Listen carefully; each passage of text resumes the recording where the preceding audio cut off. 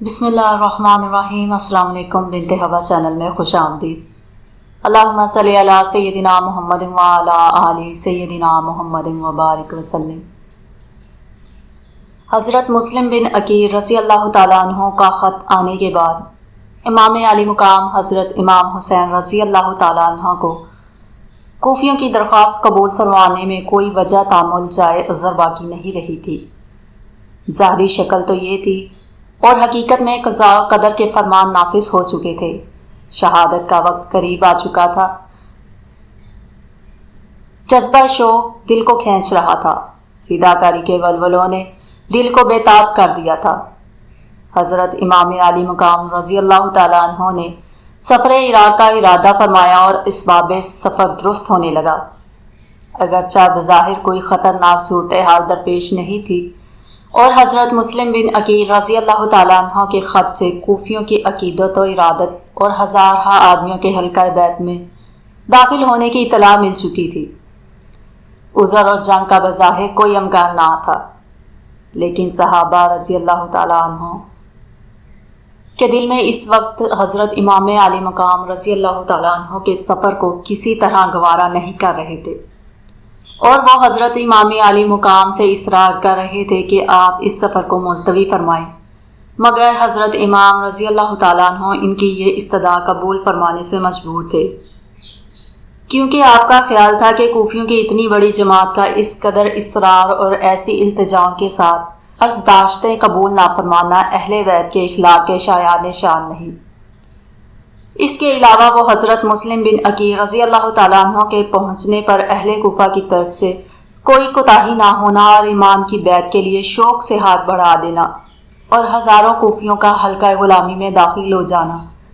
اس بات پر بھی حضرت امام علی مقام کا ان کی طرف سے بے رخی فرمانا اور ان کی التجاؤں کو قبول نہ کرنا اور رد کر دینا حضرت امام علی مقام رضی اللہ تعالیٰ عنہ کے شایان شان نہ تھا کہ مسلمانوں کا اتنا بڑا گروہ یزیدیت کے فتنے کے خلاف کھڑا ہونے کے لیے دعوت دے رہا ہو اور آپ بے رخی اختیار فرمائیں۔ یہ کیسے ممکن تھا؟ آپ رضی اللہ تعالیٰ عنہ امام وقت انسان کامل تھے اور خلافت باطنیہ پر فائز تھے، اس لیے ایک تو آپ رضی اللہ تعالیٰ عنہ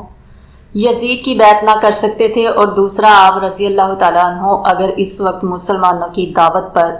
یزیدیت کے خلاف کھڑے نہ ہوتے تو قیامت تک کے لیے یزیدیت کو دوام حاصل ہو جاتا اور اسلام یزیدیت میں کوئی فرق نہ رہتا۔ اس لیے اہل کوفہ کی دعوت پر آپ رضی اللہ تعالیٰ عنہ کو کوفہ کی طرف جانے کا حق حاصل ہوا، اور نواسہ رسول پر یہ سب سے بڑی ذمہ داری آن پڑی تھی کہ خلافت اور ملکیت، خلافت اور بادشاہت، خلافت اور گمراہی، خلافت اور ظلم حق اور باطل کے درمیان فرق کو دنیا پر آشکار کرنے کے لیے اور دین حق کی سلامتی کے لیے میدان حق میں یزیدیت کے خلاف ڈٹ جائیں۔ حضرت عبداللہ بن عباس، حضرت عبداللہ بن عمر، حضرت جابر بن عبداللہ، حضرت ابو سعید خدری اور دوسرے صحابہ کرام رضوان اللہ تعالیٰ علیہم اجمعین آپ کو روکنے پر بہت مصر تھے، اور آخر تک وہ یہی کوشش کرتے رہے کہ آپ مکہ مکرمہ سے تشریف نہ لے جائیں، لیکن یہ کوششیں کارآمد نہ ہوئیں، اور حضرت امام علی مقام رضی اللہ تعالیٰ عنہ نے 3 ذوالحج 60 ہجری کو حج کو عمرہ میں بدل کر اپنے اہل بیت اور خدام کل 72 نفوس کو ہمراہ لے کر راہ عراق اختیار کی۔ روانگی سے قبل آپ ساتھیوں سے فرمایا، جو شخص راہ خدا میں جان قربان کرنا چاہے، موت کا مشتاق اور لقائے الہی کا طالب ہو، وہ میرے ساتھ چلے۔ لیکن آپ رضی اللہ تعالیٰ عنہ کے اصحاب میں سے کسی نے بھی آپ رضی اللہ تعالیٰ عنہ کا ساتھ چھوڑنا گوارا نہ کیا، اور مکہ مکرمہ سے اہل بیت کا یہ چھوٹا سا قافلہ روانہ ہوتا ہے۔ ذات ارگ کے مقام پر بشیر ابن غالب اسدی کوفہ سے آتے ملے۔ حضرت امام علی مقام رضی اللہ تعالیٰ عنہ نے ان سے اہل عراق کوفہ کا حال دریافت کیا، عرض کیا کہ ان کے قلوب آپ کے ساتھ ہیں اور تلواریں یزید کے ساتھ، اور خدا جو چاہتا ہے کرتا ہے۔ حضرت امام علی مقام رضی اللہ تعالیٰ عنہ نے فرمایا، سچ ہے ایسی ہی گفتگو مشہور محب اہل بیت شاعر فرزوق سے ہوئی۔ اس مقام سے آگے بڑھے تو آپ رضی اللہ تعالیٰ عنہ کو حضرت عبداللہ بن جعفر رضی اللہ تعالیٰ عنہ نے حاکم مدینہ کا خط لا کر دیا،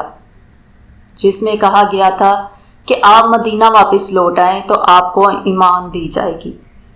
امام عالی مقام رضی اللہ تعالیٰ عنہ نے اسے پڑھا اور پڑھ کر فرمایا، میں نے خواب میں رسول اللہ صلی اللہ علیہ وآلہ وسلم کی زیارت کی ہے۔ آپ صلی اللہ علیہ وآلہ وسلم نے مجھے ایک کام کرنے کا حکم دیا ہے، میں وہ کام ضرور انجام دوں گا، خواہ اس کا نتیجہ کچھ ہی کیوں نہ ہو۔ حضرت عبداللہ بن جعفر رضی اللہ تعالیٰ عنہ نے پوچھا، وہ کام کیا ہے؟ آپ رضی اللہ تعالیٰ عنہ نے جواب دیا، وہ نہ میں نے کسی کو بتایا ہے اور نہ بتاؤں گا جب تک اپنے رب کے حضور میں حاضر نہ ہو جاؤں۔ باطن الرما ایک مقام کا نام ہے۔ اس جگہ سے روانہ ہونے کے بعد عبید اللہ بن متی سے ملاقات ہوئی۔ اس نے حضرت امام علی مقام رضی اللہ تعالیٰ عنہ سے بہت درخواست کی کہ آپ اس سفر کو ترک کا فرما دیں، اور انہوں نے بہت اندیشے ظاہر کیے۔ حضرت امام علی مقام رضی اللہ تعالیٰ عنہ نے فرمایا، ہمیں وہی مصیبت پہنچ سکتی ہے جو اللہ تعالیٰ نے ہمارے لیے مقرر فرما دی ہے۔